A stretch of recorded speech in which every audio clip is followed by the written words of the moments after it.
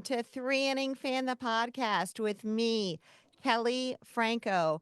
I am over the moon to have here with me today the voice of the New York Mets, member of the Mets Hall of Fame, and someone who personally I just think is the bee's knees. Howie Rose, thank you so much for being here today. You're too nice, Kelley, and evidently they have lowered the moon over the last few years. Or lowered the bee's knees, one of Something them. like that. Yeah, small bees. Tell me, what's the vibe around Citi Field these days? It's, I think, starting to recover from the inevitable panic mode that ensues when you lose two in a row. Obviously they lost seven straight, 10 out of 11. And, there are issues which every team has, some of which can or may be addressed as we approach the trade deadline in a little over a month. But as we speak, they won the last two games of their series with the Braves to jump back into first place in the National League East. And that's a nice place to be when you're still wrestling with problems, first place.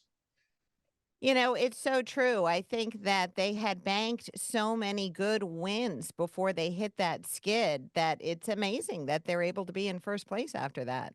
It is, but it's such a long season. And I think that you have to acknowledge almost from the beginning that there are going to be those ultimate sort of crossroads in every season when a team that knows it's pretty good is going to struggle for a little bit. And as long as that team doesn't question its identity, as long as they maintain the belief that maybe they're not quite as good as winning 70% of their games, but certainly good enough to be a significant postseason threat, then as long as you kind of have that mindset, I think it helps enable any team to eventually pull out of it, unless there are injuries and other situations which are largely beyond their control. Well, you mentioned the trade deadline, and what a nice feeling is it to be approaching the trade deadline and know that Steve and Alex Cohen own the team and that if moves need to be made, they'll make them. You've been around the team for decades now. Can you tell me a little bit about how the feeling has changed since the Cohens took over as owners? Well, it's unique in a sense because I think there's a little bit of revisionist history as it pertains to previous ownership. Certainly to the period where Nelson Doubleday and Fred Wilpon were partners and always spent freely and necessarily when the opportunity and situation arose. But even after Fred bought Nelson out and the Wilpon family, along with Saul Katz, became the sole owners, they spent money. Now, there were periods when the team struggled where they said, you know what, we're going to have to rebuild this roster and we're not going to throw good money after bad and spend unwisely. But right up until Madoff hit, they were spending. They had brought in Beltran and Martinez one winter that was in, I guess, '04 going into '05, and they continued to add on with prominent free agents after that. Madoff hit, that changed everything. So certainly from Madoff on, there was very little confidence that they'd be able to swim in the most lavish financial waters designed to improve a team. Obviously, since the Cohens have come in, that narrative has changed completely, but it's also partnered with sound and smart management, beginning, of course, with David Stearns, the president of baseball operations. And Kelley, I've said this before. I feel right now, even with the struggles we've seen recently, the synergy between ownership and the front office and the dugout is the best it's been in over 50 years. Since Joan Payson owned the team and Johnny Murphy was the general manager and Gil Hodges was the manager. I feel personally that you have to go that far back to find a triumvirate that has worked as well together as these who are here now have. And I don't think that can be understated. Wow, that's really nice to hear that perspective from someone who's been around the team for so long. Um, And it's nice also to hear that positive talk about the Wilpons too, because I think that you're right. There is sometimes a lot of revisionist history, and maybe we are forgetting that a lot of it changed with Madoff. Yeah, absolutely. I think you have to be fair. The family were great to me for 40 years or close to that, whatever it was. And and I understand the frustrations emanating from Madoff and beyond. But before that, they did spend. They were deeply committed to winning. They made mistakes. Every ownership and every business is going to make mistakes along the way. But I think right now, they deserve to be acknowledged when something good should be acknowledged.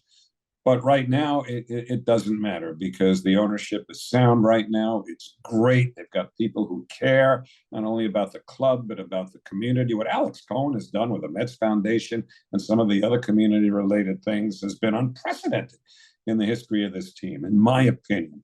And so the fans should really, really feel comfortable that the team is in the best hands it could be in.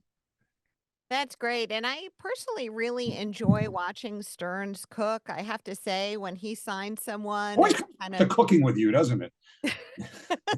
I know, and we haven't even gotten to the food part yet. I'm anxious. So, I do like when he kinda picks out these diamonds in the rough, and I kinda go, "Okay, I'm not gonna pass judgment, I'm gonna see where this goes." Well, yeah, and they've been largely successful with it. I don't think you build a perennial contender by working around the edges and the margins, and they don't have to do that now. So that's why I'm really going to be interested to see what evolves as we approach the trade deadline. I don't know what prominent guys might become available who we don't think are available now, who are attached to sizable contracts.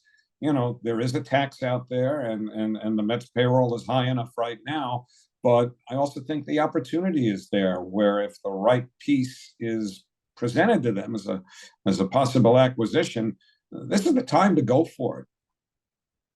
Yeah, if you look at teams like the Red Sox, the Orioles, and the D-backs, if those teams are sellers, it's gonna make a big difference. And it's hard to project sellers this early, and I say this early, even though we're only a month out from the deadline. But MLB has expanded the playoffs to where you've got 6 teams in each league that get in, meaning there are generally 6 more behind that who can reasonably expect to stay in contention at least into September. And when that happens, it limits the amount of teams that are willing to kind of throw up the white flag and start selling off pieces. So it's going to be a fun few weeks leading up to that deadline, and then we'll see how creative and ambitious the Mets and everybody else become.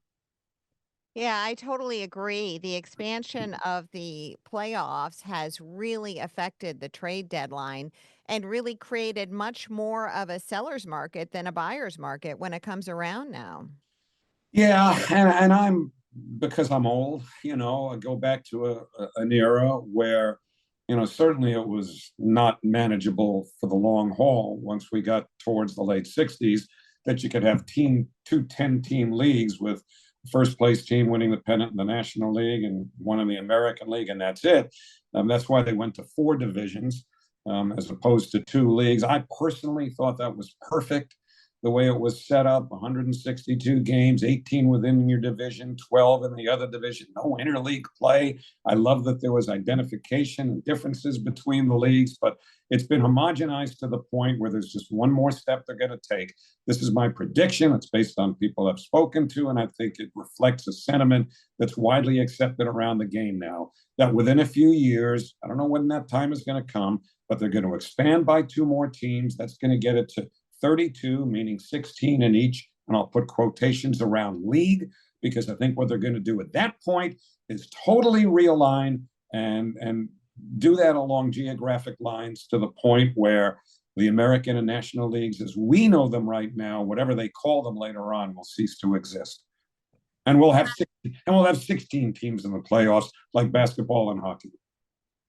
Yeah, I agree with you that that's what we're heading toward. Just in the past few years, there's been a total homogenization of the leagues. I mean, when I was growing up, I'm a couple of years behind you, but there were Most definitely people are. there were definitely differences between the leagues. I remember that we kind of had informally different strike zones for the leagues. We would say, "Oh, that's a National League strike."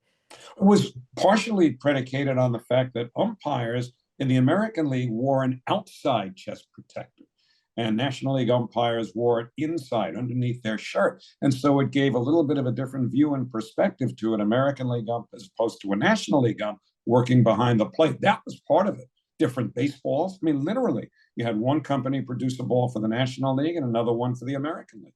So there were a lot of differences way before the designated hitter even came into play. And I miss that. And some of it's nostalgic, I suppose. But I do miss the fact that there were two leagues that had their own agendas and their own presidents. What are some of the changes that you might kind of like that we've seen in the past few years? Well, believe it or not, Kelly, I really felt that as much as I hated it for so many years, bringing the designated hitter to the National League became a matter of necessity because it to me is all attached to the way pitchers are used nowadays, with starting pitchers working fewer innings than before, and with more relievers being needed to get a total of 27 outs to complete a game on any given night or day.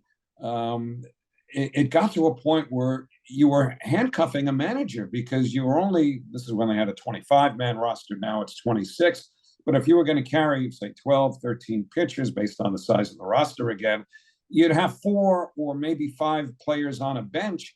And if you were only going to allow your starting pitcher to go 5, 6 innings, usually at most, as things evolved, then you were going to be going to your bench earlier in a game than managers used to. And if you wanted to swap out for defense late in the game, yeah, I think especially if you weren't going to use your backup catcher under other than in extreme circumstances, these managers, and I talked to Terry Collins about this, they were managing with both hands tied behind their backs. They needed more flexibility. The designated hitter provided that.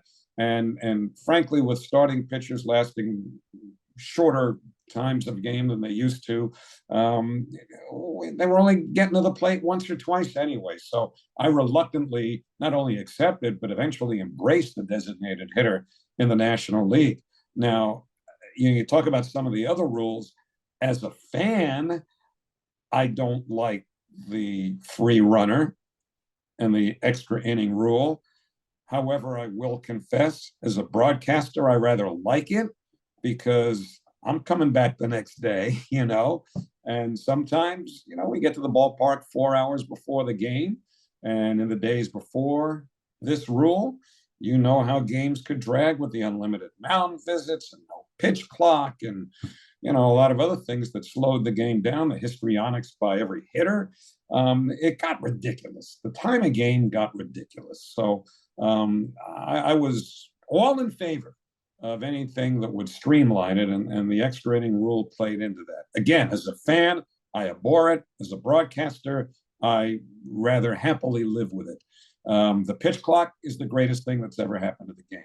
Frankly, because of one thing, what we've eliminated. You know what we've eliminated? Nothing, not a thing. The only thing that went by the wayside because of the pitch clock was guys stepping out and grabbing themselves and pitchers stepping off and doing this, that, and the other thing.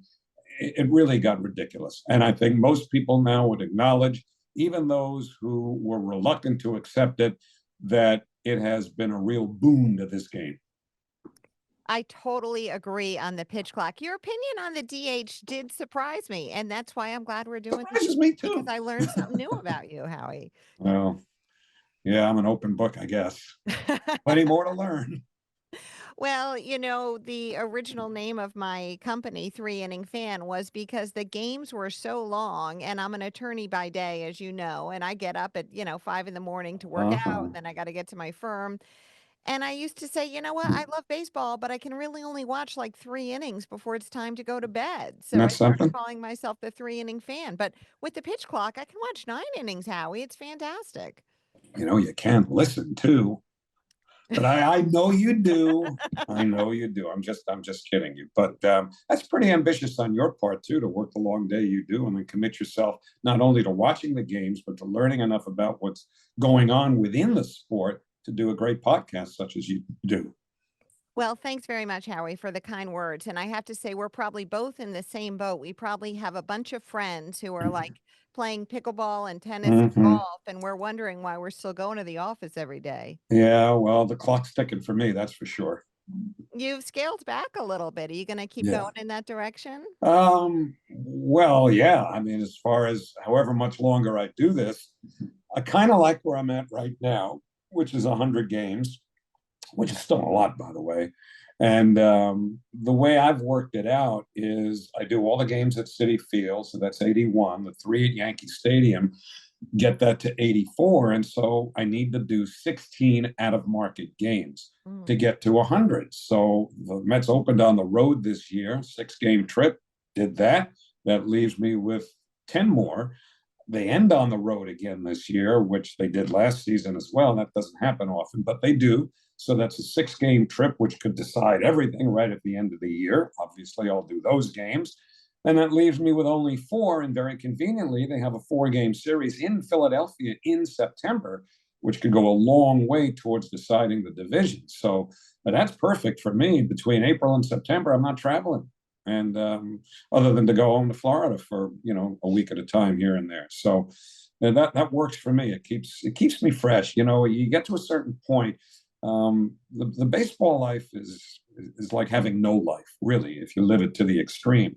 And the older you get, the more you need to pull back. And most of my brethren, certainly in the radio business, who are conditioned to do 150 to 162 games, they've all cut back. You have to. The TV guys generally, they don't have to do that many games between network pickups and the fact that there can be different packages between over the air and cable. They don't necessarily do as many as we do. SNY really is the exception to that. That's interesting. I never thought about that with the TV guys, that they do get kind of some built-in days and weekends off. Because we saw some Yeah. huge Mets series that had, for example, Apple TV, then Fox, then ESPN. It was like a Right. whole weekend off Yeah. for those Yeah. guys. They didn't do the games in Philly. They didn't do the series with the Dodgers. Mm. And I can understand that frustration when you're doing a lot of games against weaker teams where the adrenaline flow might be a little different than when you are playing a contender or a rival. And I went through that when I was doing TV games too. I did half the games on TV when it was the sports channel package back in the day. And yeah, you kind of lament the ones you'd like to do that you don't have access to, but that's what we sign up for. As on radio, I have to say that your voice it's part of our routines. It's people tune in to hear your voice. And what was the point in your career when you realized you had morphed from just some guy sitting behind a microphone to the soundtrack of our summers? That's so sweet, particularly because that's what Bob Murphy represented once he went to radio full time from television and radio. It's when I hear that phrase, attributed to me, and Gary hears this as well too. It hits us both really hard, because we grew up listening to Lindsey, Bob, and Ralph. They were in our eyes and ears from spring training through to the end of the season. And I know from that experience what they meant to me in an avuncular state. They felt like family. And it's very much a product of them being those who convey the message, if you will. But there's a certain way to convey it, I hope, that I'm able to do, and I know Gary's able to do, that kind of coalesces with the fan base. And so I think social media has had a lot to do with recognizing what you suggest, Kelley, that there is that bond and that connection. And some of it is just through the number of years I've been doing it. I guess it's almost like some of them might feel like, oh, this guy comes with the furniture.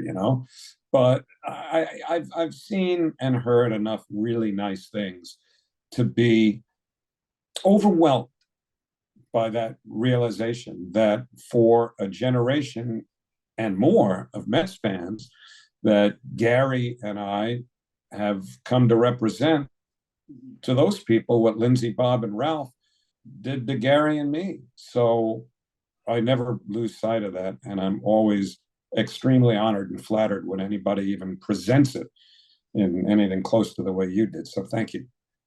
Well, what was really nice about what you just said was not only the words, but actually the way you said it. I heard a lot of humility in your voice. And humility is actually one of my favorite qualities because I think it's really hard to fake.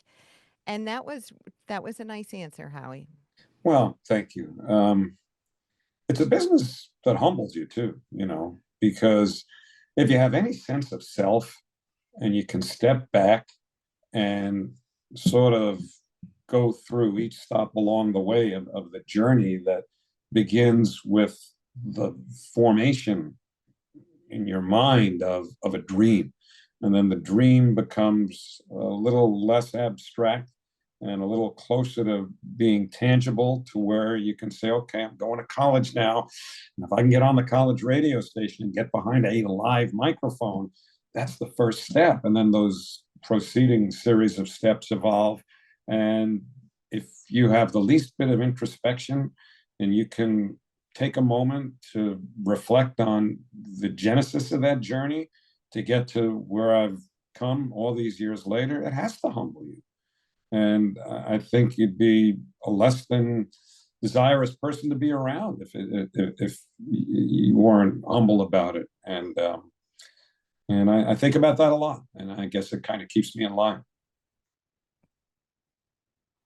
What is so amazing about just the constantness of your voice is that as fans, when things go sideways in our lives, we crave our routines to ground us. We turn on the radio to hear your voice, or we might tune in through our phones these days to hear your voice. And we do it when we might have had a bad day at work, when we've had a fight with our spouse, when we've lost a loved one, when we've gotten bad news from a doctor. We turn on the radio to hear your voice because you ground us. And that's asking a lot of you, Howie. And you do it. You bring it 100%, 7 months a year. You're there. Is that ever hard for you? Because there have got to be days when you don't feel like doing it. You know, it's interesting what you tied that all around, because you did mention illness. And I dealt with that a few years ago, where, and first of all, I'm very flattered to even consider that, I can provide that, as you suggest, for any listener, let alone mass listeners. And, I like to think that it's just the fact that it doesn't have to be me, it's anybody who's there every night for a lot of years. It becomes sort of natural to hear that voice. So I don't know if it's anything I do specifically, but what you suggest that you're able to feel based on having that familiar voice in the booth is what helped get me through what I dealt with a few years ago before I knew I was going to need surgery, because that was my escape. It's not my office the way that maybe your law office would be for you, or anybody's place of business would be for them. When I walk into that booth at Citi Field, that booth is as warm and welcoming to me as the bedroom that I grew up in Bayside, Queens. It's that's kind of where I exist in a lot of ways. And I mean, I hate to distill it down to something so basic and almost trite, but it really is the truth. It's a comfort that it just envelops me when I walk in there. It's where I feel I belong. And that helped me get through it, ironically, because as you suggest, those of us who do what I do can hopefully be a little bit of a comfort level for those who are dealing with whatever they're dealing with at the time. Yeah, well, that's beautiful, because we all have our things going on. And for me, there is just such a comfort in the familiarity of your voice. And I do think that there is an amazing quality that your voice provides. And I'll say this for my listeners, and I don't think I've actually ever told you this story either, but Uh-oh. last year, Did we date? Oh. I last grew up in Queens. Where were you? It was the 70s, I'm a little foggy. Did you drop acid, Howie? No, I'm kidding. So No, actually, I never did. No, that's the truth. no confessions today. Not one of these. I didn't inhale or any of that nonsense. No, I did not. Never. I was afraid to be honest with you. But anyway. I can't believe we even got to acid. Oh, you asked it, I answer. So I was in the booth last year and we had a wonderful little chat between Right. innings. And as I was heading out, you put on your headset because the next inning was starting. And as I was saying my goodbyes to Keith and Madge, you started to call the game. And being in there in the booth when you started to call the game was like somebody had put on a record with the most beautiful, magical symphony I ever could have imagined Isn't that nice? right there. Thank you. Well, I have no musical talents whatsoever. So there was very little that I would say is symphonic about anything I've ever done on the air. But again, it's just the result of being in our comfort zone, our meaning those of us who broadcast anything for a living, the same way that you have those same skills in the courtroom or in your office or whatever it is that you're doing to provide legal assistance on any given day. That's your realm, you know? And, it takes me back to a conversation I had a number of years ago. It was very spontaneous. We were out to dinner when I was broadcasting the Rangers. So that's a long time ago. And I know I was with Sam and JD and Sal Messina and maybe a couple of others. And I don't know how we got on the subject, but I remember JD saying to Sam and me, he said he was amazed at the fact that, how do you guys call a hockey game? I mean, you have to be so tremendously skilled to be able to do what you do. And he was like in awe of what we did. And I just started laughing.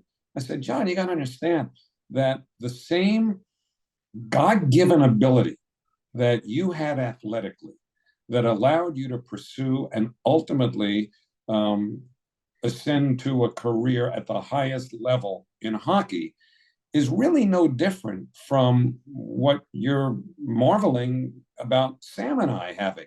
It's the same thing. It's a God-given ability to steer you in a direction where you can make the best use of your talents. Now, for me, that was never going to be on any athletic field of Denver. And well, certainly not in Denver. I hate Denver. Of endeavor.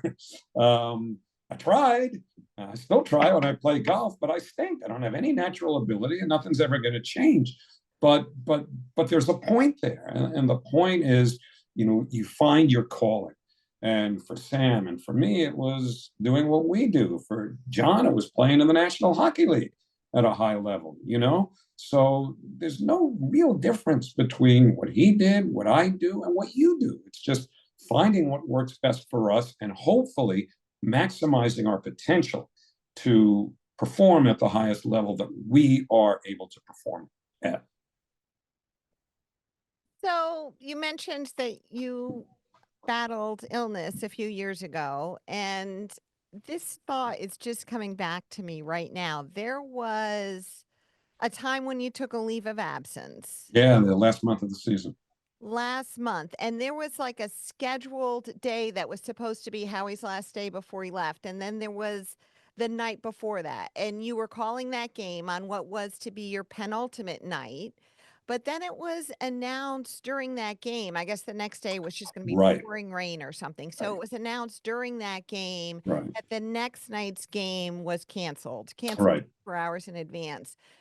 And it started to dawn on the crowd that what was supposed to be Howie's second to last night was now Howie's last night. And they started to chant your name. What did what did that moment do for you? It's a bit surreal and it was a bit scary because I'd been encouraged all along during the process that, look, however this works out, you're going to be okay. Hopefully, we can avoid surgery. And believe me, it was a major surgery. And I don't mind talking about it because there are people out there who might be going through something similar. And what they end up doing is I had bladder cancer and they tried to treat it with something called BCG, which you could look up. It's a treatment that they really didn't tell me at the time only works about half the time. I was hoping that would do it. Anyway, long story short, treatment didn't work. I had a choice to make. I really had no choice. had to have the bladder and the prostate removed. Miraculously, they're able to create something called a neobladder, which is constructed using, I think in my case, it was about 16 inches of the lower intestine. And they make a bladder out of it. Now, it's not perfect. There are some lifestyle changes that are necessary, but not nearly insurmountable. They're adjustments. And they're adjustments that at first you make reluctantly and that later become a little more routine. And they make it a little harder to travel. And that's one of the reasons I cut back. But anyway, I felt okay that night that I'll be all right months down the road. But in the back of your mind, there's always that thought that you never know. You never know what they're going to find when they're doing surgery. So, I'm thinking, well, here they are chanting my name, put a beautiful thing up on the video board. And I'm thinking, this could be the last game I ever do, because you let your mind go to very dark places when you're dealing with stuff like that. And when they gave me that reaction, and it wasn't a huge crowd that night, as I recall, but it was profound enough to put me in my mind back in the upper deck at Shea Stadium and imagine someday not only working for the Mets and doing everything I've done for the Mets, but to hear the crowd reacting like that. It just takes you on another level of surrealism that sort of helps you get through it. But those were dark days and tough times. There's no getting around that. That's really interesting to hear that response from you, because it's any one of us who's ever sent someone in for a serious surgery. You have that moment where, you say to your spouse, all right, I'm going to see you in a few hours. It's going to be fine. And Yeah, hopefully. a poignant moment.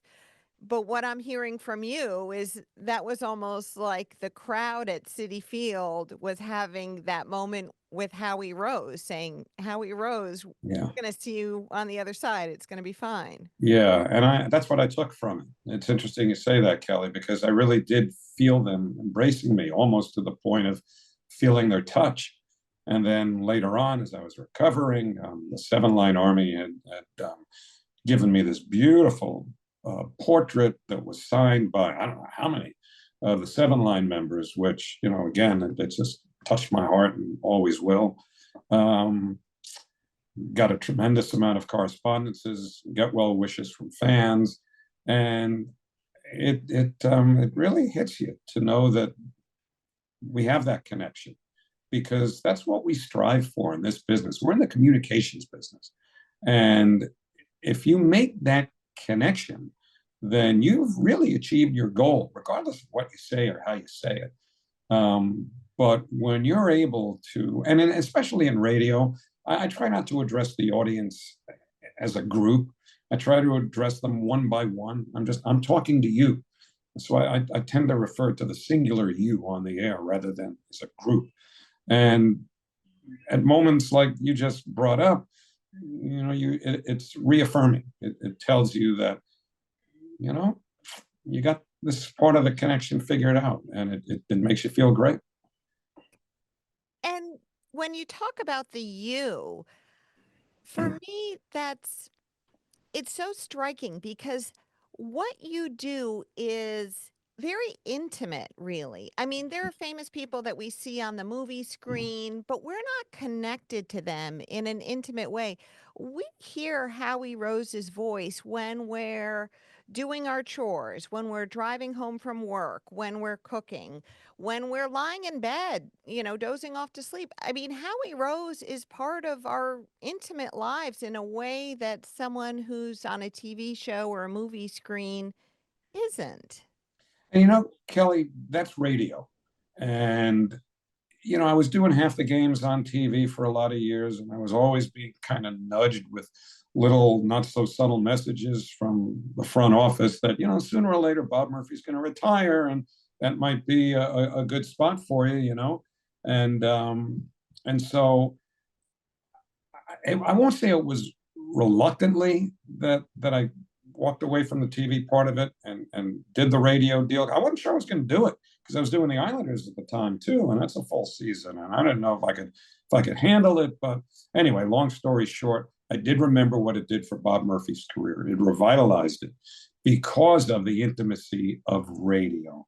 And I would say that I am on, well, let me invert this. I would say people like Kenny Albert and Ian Eagle are probably the youngest who are at the edge of the generation, who grew up aspiring to do radio and then eventually transitioned to television when and if the opportunity came about. So I think even if you were to ask Kenny or Ian, they would tell you at heart, we're all radio people.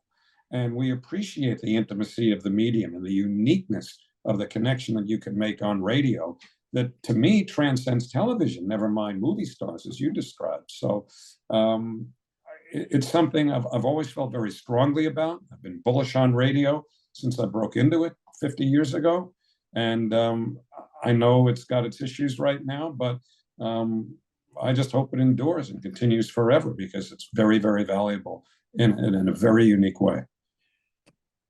And the way that you call a game is just so perfect on the radio. It's almost like you are my TV when I listen to the words you choose and the cadence and how you're able to say so much and describe so much, but you never sound like your words are in a hurry. Well, sometimes they have to be. Excuse me, I always got to take care of the pipes. Atta girl. Bigelow, right? Um, Keep up. okay. Um, you know, the words are important, the cadence is important, but to me, more than anything, and this ties into the words, of course, the description is the most vital aspect. You know, I'm charged with the greatest responsibility, I think, in broadcasting, and that is creating an image. And if you're going to paint with detail. Anybody could say ground ball to short, and the door's got it, throws to first, one away. But I think if you're going to be responsible in your job and true to the listener, you've got to say it's to the shortstop hole, Lindor moving to his right, backhands it, or Lindor to his left, fields it behind second base. That's how you create the image. Anybody could say ground ball to shortstop. And that's what I try to teach young broadcasters when I have an opportunity to work with them and, you know, in some cases mentor them today, which I absolutely love doing. It keeps me young, and I think it also pays it forward, which we have a responsibility to do. Well, what a real treat for them. Now, Howie rose outside the booth. If I were you, have beautiful women in your life, you have a wife and two daughters, right? Thank God, yes. And if I were to ask those beautiful women in your life, is Howie an introvert or an extrovert when he's outside the booth? What are they going to tell me? Wow. Well, you know why that's a great question? Because I don't know who would have the consensus.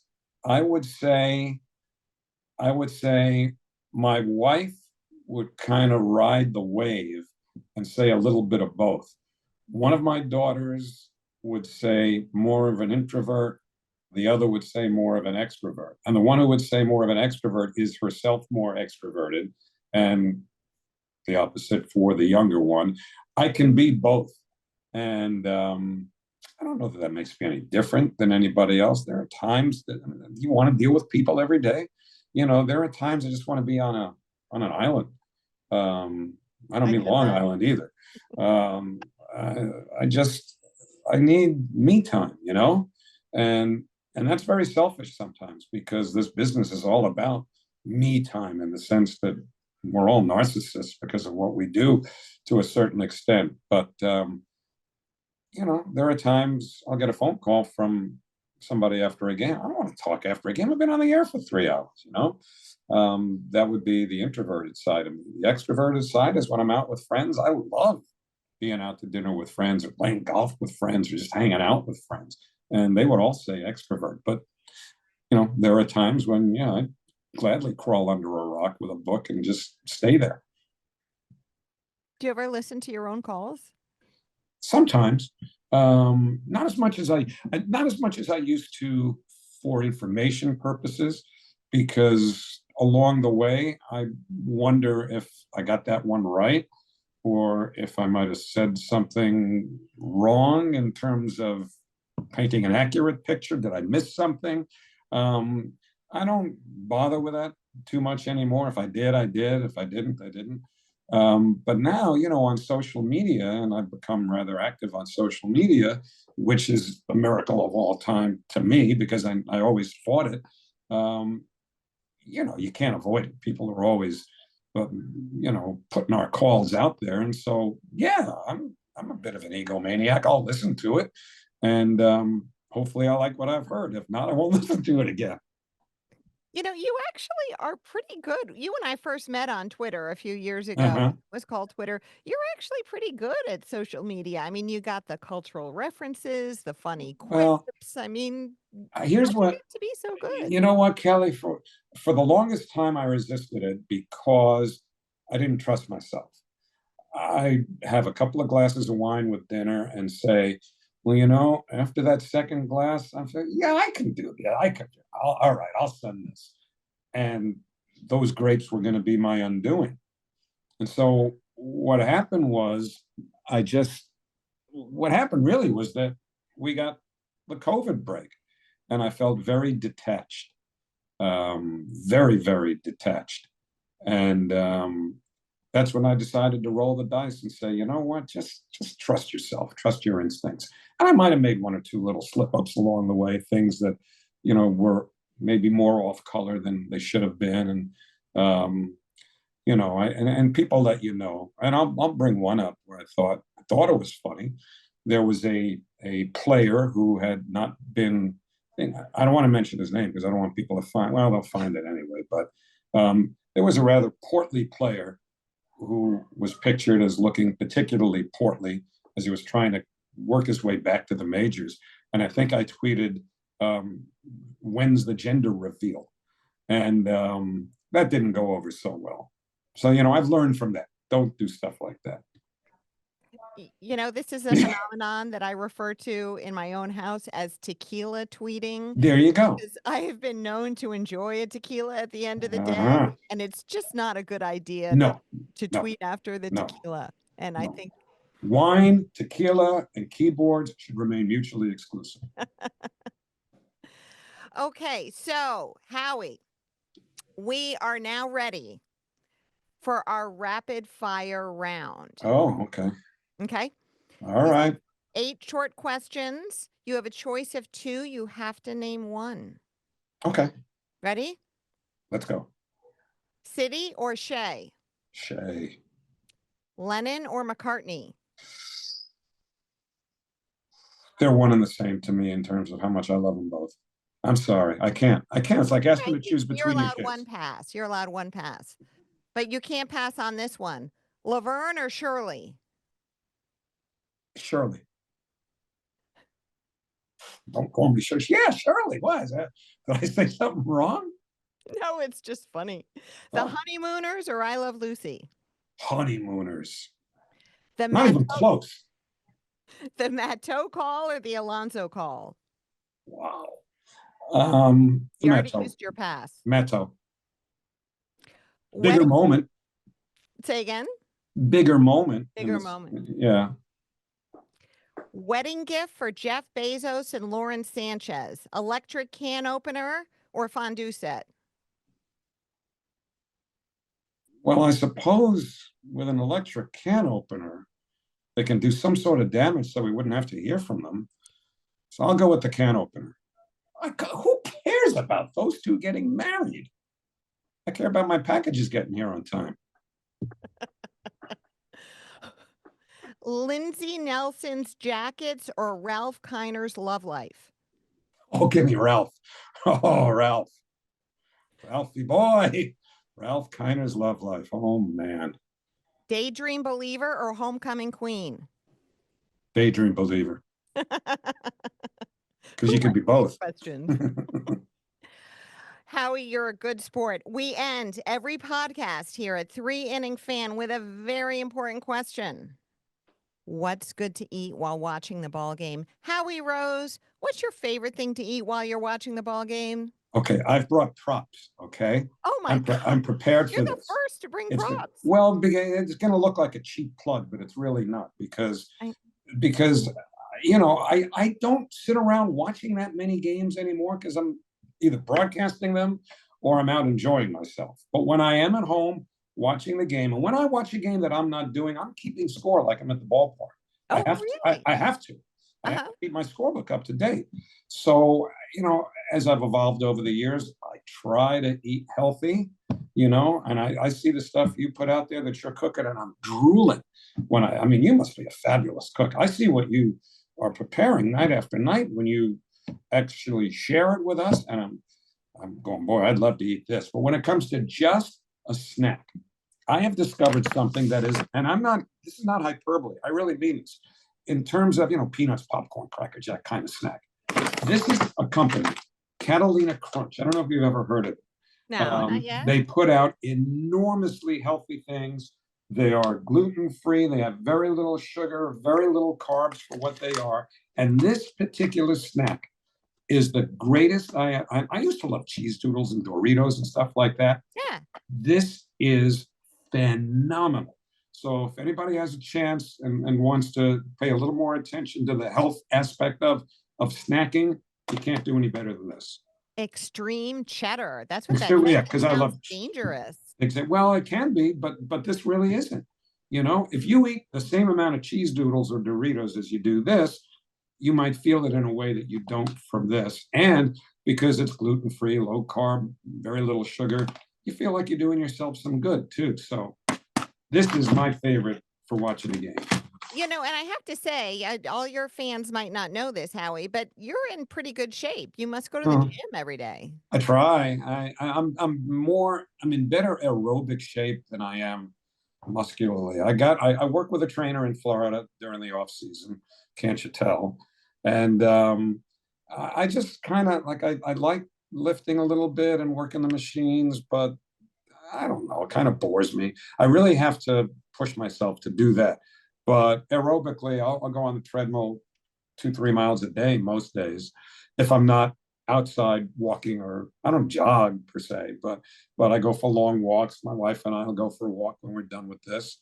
Long as the weather holds up. I don't think it's raining now. So yeah, I try to. And as you get older, I think you've got to work to keep yourself in shape, I try. Amen to that. Well, it's all working. And Howie, thank you so much for your time today. It was really meaningful to me personally. And I think for all of our listeners, you're you're a steward of our Mets memories, and I thank you for that. Well, I appreciate that. Appreciate your very kind words. And I enjoy the podcast. So it's a particular honor to be a guest. Thank you. Thank you so much. And everyone, thanks so much for tuning in, and we'll see you next time. Bye bye.